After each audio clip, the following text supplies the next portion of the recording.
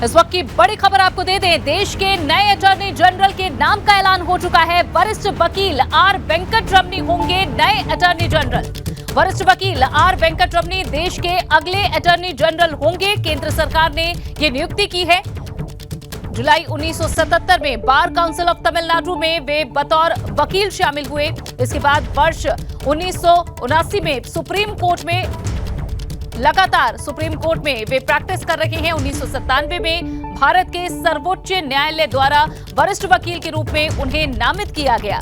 विधि आयोग 2010 के सदस्य के रूप में और फिर वर्ष 2013 में एक और कार्यकाल के लिए उन्हें नियुक्त किया गया। तो ये एक बड़ी नियुक्ति है। इस वक्त की ये अहम खबर, देश के नए अटॉर्नी जनरल बने हैं अब वरिष्ठ वकील आर वेंकटरमणी। वरिष्ठ वकील आर वेंकटरमणी देश के अगले अटॉर्नी जनरल होंगे।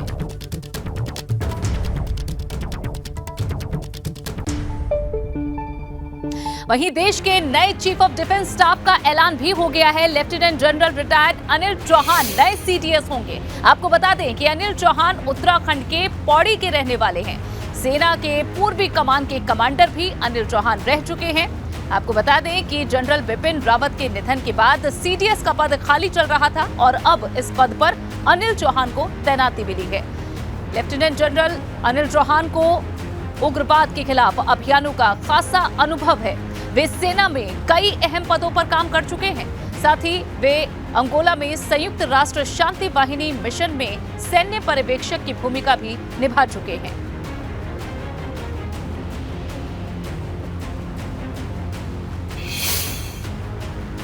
और इस बीच एक बड़ी खबर मिल रही है। सीएम योगी ने की है लोक निर्माण विभाग की समीक्षा, जहां मेडिकल कॉलेजेस के लिए पैसे की कमी नहीं है, ये सीएम ने साफ किया है। समय से पूरा करें मेडिकल कॉलेजेस का निर्माण कार्य। मुख्यमंत्री के ये साफ निर्देश हैं कि वक्त पर मेडिकल कॉलेजेस का निर्माण होना चाहिए। निर्माण परियोजना की साप्ताहिक समीक्षा करें, ये भी सीएम की तरफ से निर्देश है। चिकित्सा, शिक्षा और उच्च शिक्षा विभाग से जुड़ी परियोजनाओं की समीक्षा हो। नवीनतम तकनीक को अपनाने का प्रयास किया जाए। सीएम की तरफ से ये साफ निर्देश दिए गए हैं। लोक निर्माण विभाग की समीक्षा बैठक थी जिसमें मेडिकल कॉलेजेस के लिए पैसों की कमी नहीं है। समय पर ये सभी कार्य होने चाहिए। सीएम ने साफ शब्दों में अधिकारियों को निर्देश दे दिए हैं। समय पर मेडिकल कॉलेज का निर्माण कार्य हो, निर्माण परियोजनाओं की साप्ताहिक समीक्षा की जाए। साथ ही चिकित्सा, शिक्षा और उच्च शिक्षा विभाग से जुड़ी हुई परियोजनाओं की समय समय पर समीक्षा हो।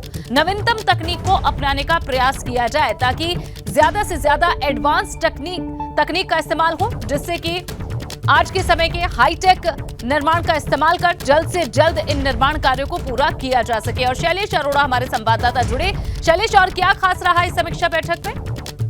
देखिए, मुख्यमंत्री ने आज जब समीक्षा की, कहने को तो वो लोक निर्माण विभाग की थी, लेकिन मुख्यमंत्री ने इस दौरान चाहे शिक्षा विभाग हो, चिकित्सा शिक्षा विभाग हो, इन सबकी जो परियोजनाएं उन पर बात की। और एक बड़ी बात मुख्यमंत्री ने कही कि प्रदेश में मेडिकल कॉलेज और विश्वविद्यालयों के लिए धन की कोई कमी नहीं है। जितने भी निर्माण कार्य उन्हें समय से पूरा किया जाए।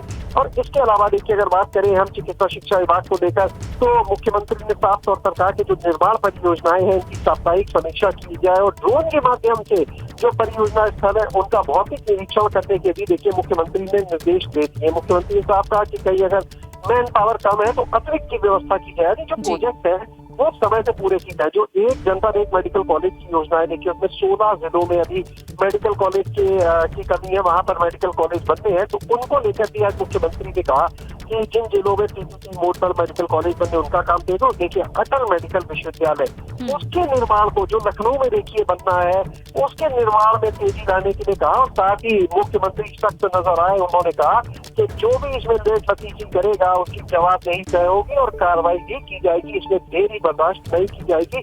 हर हाल में जून 2023 तक इस पूरे काम को पूरा कर दिया जाए। देखिए, इन दोनों चीजों पर हम फोकस इसलिए भी कर रहे हैं कि अभी जब सदन चल रहा था तो दोनों विपक्ष के नेता अखिलेश यादव ने दो चीजों को देखिए बहुत उठाया। एक कि स्वास्थ्य विभाग पर जब निशाना साधा, डिप्टी सीएम पर निशाना साधा, तो यही कहा कि लगता है सरकार बजट नहीं दे रही।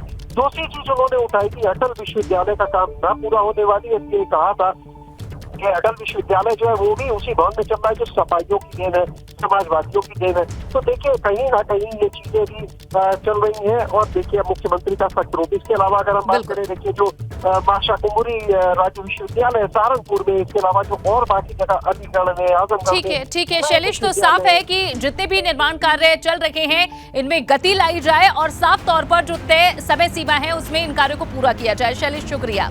खबरों में अब आगे बढ़ते हैं। संभल से सपा सांसद शफीक उर रहमान बर्क ने पीएफआई बैन को लेकर बड़ा बयान दिया है। उन्होंने कहा कि हमने पीएफआई की कोई देश विरोधी गतिविधि नहीं देखी, जांच एजेंसियां किसी को भी इन्वॉल्व कर देती हैं। उन्होंने पूछा कि मुसलमानों संग जुल्म ज्यादती करने वाले आरएसएस पर आखिर बैन क्यों नहीं लगाया गया।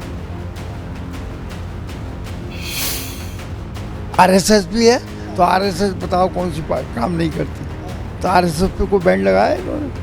आरएसएस ऐसा कौन सा गलत काम करती है, आपको क्या लगता है? कौन सा ऐसा देश विरोधी काम कौन सा आरएसएस करती है? मुसलमानों को जितना नुकसान पहुंच सकता था या पहुंचा सकते हैं, मुसलमानों के खिलाफ फर्जी कार्रवाइयाँ हमारे रसूल सल्लल्लाहु अलैहि वसल्लम के सिलसिले में कि यानी ये जो उन्होंने इंसल्ट करने की बात कही तो उस पर भी कोई आज का एक्शन नहीं हुआ। इंसल्ट पे तो निकाल तो दिया गया, पार्टी से नुपुर शर्मा की बात कर रहे हैं ना। निकालने से कोई क्या फ़ायदा होता है? उनके खिलाफ क्या सज़ा हुई, क्या उनके जुर्म साबित हुआ? उनके आज तक उनको अरेस्ट नहीं हुई, उनके खिलाफ मुकदमा नहीं लिखा गया। तो आप मानते हैं पीएफआई खिलाफ कार्रवाई जो हुई है गलत हुई? हाँ, मैं तो ये कहता हूँ मुनासिब नहीं है। हालांकि आरएसएस को लेकर लालू प्रसाद यादव, बिहार के पूर्व मुख्यमंत्री, उन्होंने भी कुछ ऐसा ही बयान दिया है। उधर पीएफआई पर 5 साल के बैन को लेकर बसपा में दो पाड़ देखने को मिल रही है। एक तरफ बसपा सांसद हाजी फसुल रहमान ने इसका विरोध किया है, तो दूसरी तरफ पीएफआई सियासी तौर पर नुकसान दे सकती है, शायद इसीलिए ही बैन किया गया हो। वहीं दूसरी तरफ बसपा के सांसद मलूक नागर बैन का समर्थन कर रहे हैं। वे कह रहे हैं कि जो देश विरोधी हो उस पर कार्रवाई होनी ही चाहिए। मुझे ऐसा लगता है कि शायद सरकार को इस बात का एहसास हो कि ये हमें सियासी तौर पर नुकसान दे सकती है पीएफआई, तो इसलिए उन्होंने इसको बैन करने का काम किया। लेकिन इस बैन करने की हम निंदा करते हैं और उम्मीद करते हैं कि हर किसी को अपनी बात कहने का जो जमहूरियत के दायरे इख्तियार में है, सबको मौका मिलेगा, इनको भी मौका मिलना चाहिए।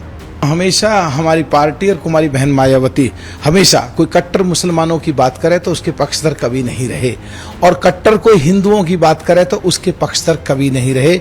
हम हमेशा देश हित और जनहित में हमेशा बोलते हैं, और इसका खामियाजा पिछले विधानसभा के चुनाव में हमें बहुत बड़ा उठाना पड़ा था, पर उसकी हमने कभी परवाह नहीं की। देश हमारे लिए सबसे पहले है, और देश में अगर कोई भी एक्टिविटी ऐसी होती है जो देश के खिलाफ जाती है तो उस पर कानूनी कार्रवाई होनी चाहिए।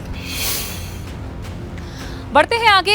आजम खां के फरार होने को लेकर पुलिस का यू टर्न सामने आया है। रामपुर पुलिस ने कहा है कि आजम खां फरार नहीं है, और उनके फरार होने को दम इसलिए मिला क्योंकि आजम के ड्राइवर ने गनर को वापस जाने को कहा था, और ड्राइवर का इसी बात पर पुलिस सुरक्षाकर्मी गनर वापस भी आ चुका था, जिसके बाद ये अफवाह उड़ी कि आजम खां फरार है। हालांकि उनकी पत्नी तसीम फातिमा ने भी इसे लेकर कई बार खंडन किया। तो इस तरह की जो अफवाहें हैं कि वो इस बात का अफवाह को दम इसलिए मिला कि वकील ने कह दिया कि नहीं है, हमें पता नहीं है। गनर उनके वापस चले आए, उन्होंने गनर से पूछा, बोले साहब हमको कह दिया उनके ड्राइवर ने कि तुम चले जाओ, कोई ज़रूरत नहीं है, हम चले आए। उन्हें फिर भेजा, कोई पता ही नहीं चल रहा था, तो इससे बल मिला। लेकिन फ़िलहाल फातिमा साहब के बयान पे मैं यकीन करता हूँ, और वो बीमार हैं, मैं दुआ करूँगा जल्दी स्वस्थ हों।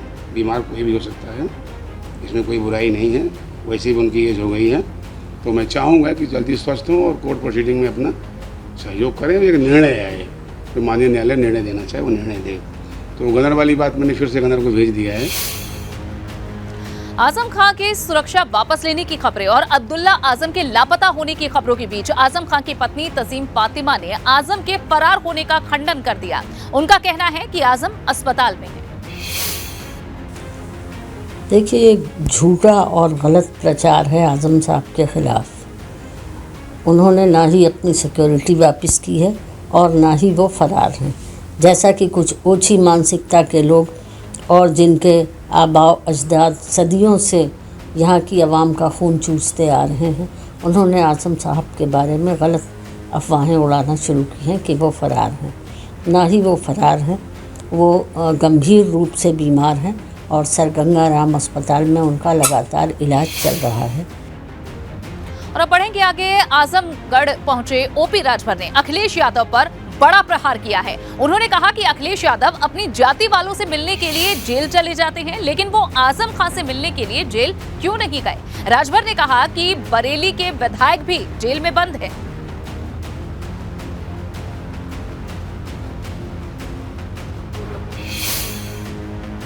आजमगढ़ में जितनी ताकत लगा करके मैंने उपचुनाव में मेहनत किया, 300 नेताओं को लेकर 45, 46, 47 डिग्री टेम्परेचर में काम किया, उसके बाद भी नेता को विश्वास नहीं, खाली अपने वोट पर विश्वास है। इसी आजमगढ़ में नेता आते हैं और जेल में बंद माननीय रमाकांत यादव जी से मिलकर चले जाते हैं। बगल के जिला जौनपुर में आते हैं और अपनी बिरादरी की तरह में जाकर मिलकर चले जाते हैं। फिरोजाबाद जाते हैं, अपनी बिरादरी की तरह में चले जाते हैं। तो खाली यादव जी मरते हैं, पंडित जी नहीं मरते, बाबू साहब यादव जी, पटेल जी, राजभर जी, चौहान जी, मुसलमान जी नहीं मरते। एक बार फिर से लोनी से भाजपा के विधायक नंद किशोर गुर्जर चर्चा में हैं। नवरात्र के पर्व को लेकर लोनी विधायक नंद किशोर गुर्जर ने प्रशासन को एक पत्र लिखा है और कहा है कि मीट की दुकानों को बंद किया जाए, नहीं तो बवाल हो सकता है। आप ये बताइए, मैं गया बाजार में तो वहाँ से हमारे तमाम जो गांव हैं आसपास के 24-25 गांव हमारे हैं, वहाँ से सब लोग, सारी बहनें हमारी निकलती हैं, भाई निकलते हैं, क्योंकि माता दुर्गा का बहुत बड़ा हमारा सिद्ध प्राचीन मंदिर है।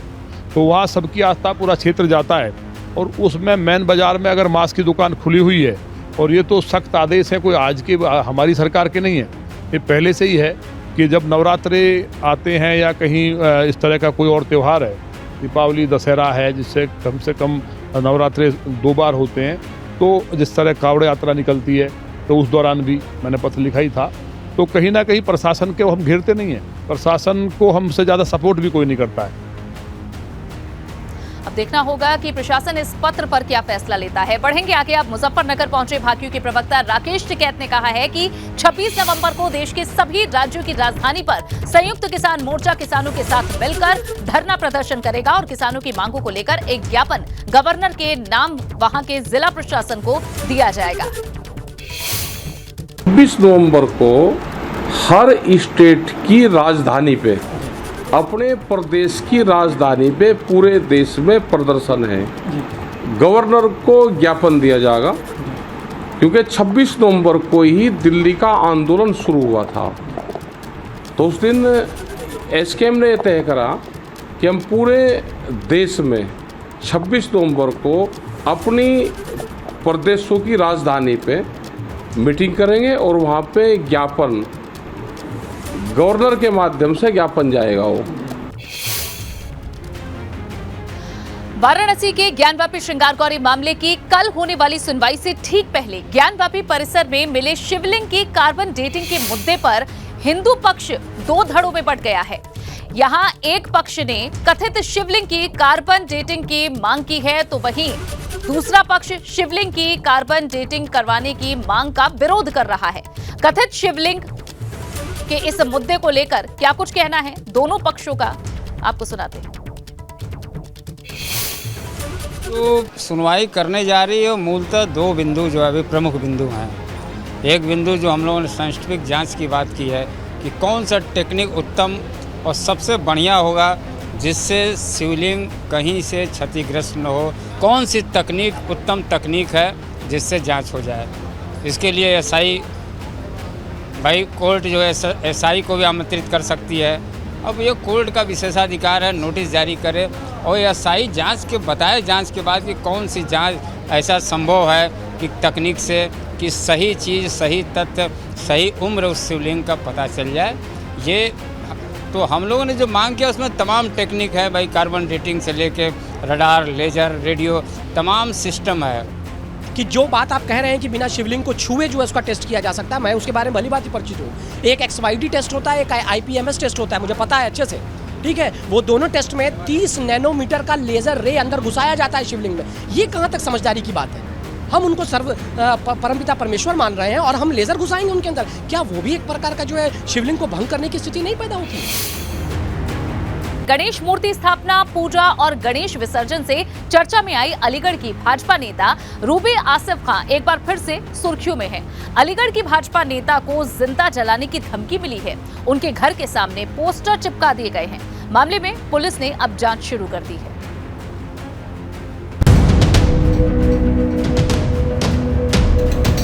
रूबी आसिफ खान ने नवरात्र में माता के लिए व्रत क्या किया, कुछ इस्लामी कट्टरपंथियों को यह बिल्कुल रास नहीं आया। घर के बाहर गली मोहल्ले में जान से मार देने, इस्लाम से खारिज कर देने के पोस्टर जारी कर दिए। गणेश पूजा करके चर्चा में आई भाजपा नेता रूबी खान ने अब 9 दिन के लिए अपने घर में दुर्गा प्रतिमा स्थापित की है। सोमवार सुबह वो अपने पति के साथ अपने घर में दुर्गा प्रतिमा लेकर आईं। विधि विधान से उनकी स्थापना की, 9 दिनों के व्रत का संकल्प किया और फतवे जारी करने वाले मौलानाओं को भी 2 टूक जवाब दिया। पड़ोसियों ने बताया कि हम लोग सुबह 5:30 बजे उठे थे तो हमने तुम्हारे दरवाजे पे पोस्टर लगे देखे और पूरी गली में पोस्टर लग रहे थे और एक दरवाजे के नीचे देखा था, तो हमने डर के मारे कुछ पोस्टर हटा दिए और ये लगे हुए हैं। हम लोग उठने के बाद में फिर हमने पुलिस को फ़ोन किया, यानी अपने कुछ संगठन के लोगों को फ़ोन किया, तो उन्होंने पोस्टर यहाँ पाए और बरामद हुए। ये पिछले 2 साल से चल रहा है। जब मैंने भगवान श्री राम की पूजा अर्चना की थी उस टाइम भी मेरे पोस्टर लगा दिए गए थे। इस्लाम से खारिज करने की मुझे धमकियां पहले भी मिली थी। उत्तर प्रदेश पुलिस ने पहले तो रूबी खान के घर से विवादित पोस्टर हटाए और अब मामले की जांच में जुट गई। रूबी आसिफ खान भाजपा महिला मोर्चा के अलीगढ़ के जयगंज मंडल की उपाध्यक्ष और आरएसएस के मुस्लिम राष्ट्रीय मंच की जिला संयोजक हैं। Bureau report, ABP Ganga. खबर पीलीभीत से, जहां दबंगों ने मोबाइल दुकान में घुसकर मारपीट की है। मारपीट की घटना सीसीटीवी में कैद हो गई। थाना बरखेड़ा क्षेत्र के पोटा कला गांव की ये घटना है, जहां सूचना पर पहुंची पुलिस ने अब सीसीटीवी फुटेज की जांच कर पीड़ित दुकानदार की तहरीर पर 5 लोगों के खिलाफ नामजद केस भी दर्ज किया है। 2 अभियुक्तों को पुलिस ने अब हिरासत में भी लिया है। दरअसल आरोपी मोबाइल खरीदने पहुंचा था, लेकिन उसके पैसे कम पड़ गए थे। दुकानदार ने मोबाइल देने से इनकार किया तो अपने साथियों को बुलाकर दुकानदार पर हमला कर दिया। दुकानदार के साथ मारपीट की, दुकान में रखे सामान में भी तोड़फोड़ की है, जिसकी सीसीटीवी तस्वीरें अब सामने आई हैं और इसके आधार पर पुलिस ने कार्रवाई भी शुरू कर दी है।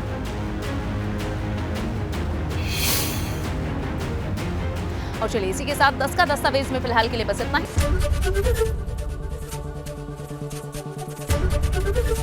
एबीपी गंगा, खबर आपकी, जुबान आपकी।